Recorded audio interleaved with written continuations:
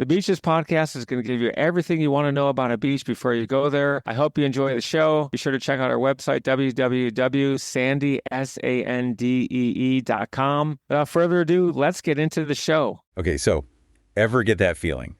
Scrolling through endless beach photos online, and they all just start to look the same. Like paradise overload. Exactly. And you start to wonder, are there any truly unique beach destinations left out there? Places that have more to offer than just, sand and sun. Right. And that's exactly why we're diving deep into Mayotte today.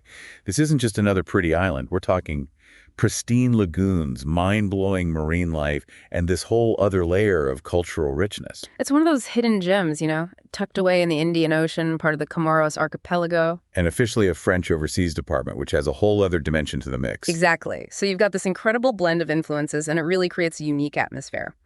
But for beach lovers, especially those who want something beyond the ordinary, Mayotte is in a league of its own. So I was reading about the beaches, and this immediately caught my eye. Mayotte has both white sand and black sand beaches. Ah, yes. A testament to its volcanic origins. So are we talking about ancient volcanoes erupting and shaping the coastline? Precisely. The black sand beaches were actually tiny fragments of volcanic rock eroded and ground down over eons. It's pretty cool to think about, walking on what was once molten lava. That is really cool. It's not just the beaches themselves. What truly sets Mayotte apart is its lagoon. Okay, I've heard whispers about this lagoon. It's huge, one of the largest in the world, in fact. And it's encircled by not one, but two barrier reefs. Hold on, two? How does that even work? It's a double barrier reef system, which is incredibly rare. You've got these two rings of coral reefs encircling the island, creating a lagoon that's exceptionally well protected. So it's like a giant natural swimming pool. In a way, yes. The water inside the lagoon is incredibly calm, crystal clear.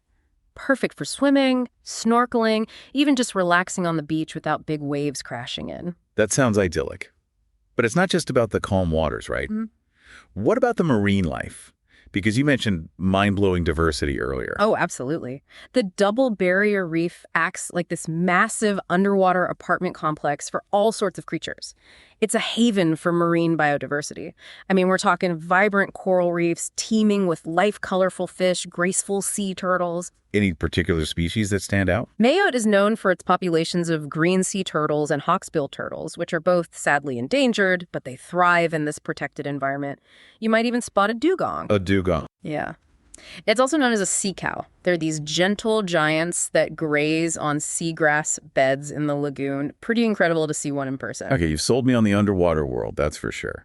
But what about life above the surface? What can visitors expect when they step onto Mayotte itself? Well, remember that cultural fusion we talked about? African, Malagasy, and French influences all mixed together. Right. And it creates this incredibly vibrant tapestry. You'll see it in the architecture, hear it in the music, taste it in the food. Speaking of which, the food scene in Mayotte is incredible. Give us a little taste. What kind of culinary adventures await? Think fresh seafood, of course, but prepared with a unique blend of spices and techniques. There's this fragrant rice dish cooked in coconut milk called mtsakiki, absolutely delicious. And for something sweet, you have to try the banana flambe, grilled bananas with rum and vanilla. Wow, my mouth is watering. And don't forget the markets. Vibrant, bustling places full of local crafts, spices, and fresh produce. The sights, the sounds, the smells, they're a feast for the senses. It's amazing how these culinary experiences can really immerse you in the culture of a place. It's one of the best ways to connect with a place, wouldn't you say? Absolutely. But before we wrap up, any final thoughts for our listeners who are probably already planning their Mayotte adventure? Here's something to keep in mind. Mayotte is a place of incredible natural beauty and cultural richness, but it's also a place that deserves our respect. Because tourism can be a double-edged sword. Exactly. As you explore this incredible island, remember to tread lightly. Support local businesses, engage with the culture respectfully, and leave nothing but footprints behind. That way, Mayotte's magic can be preserved for generations to come. Beautifully said. It's a good reminder that responsible travel is key to ensuring these special places thrive. Thanks for listening to the show, and be sure to tune in next week for your favorite episode about some of the best beaches and beach information in the world.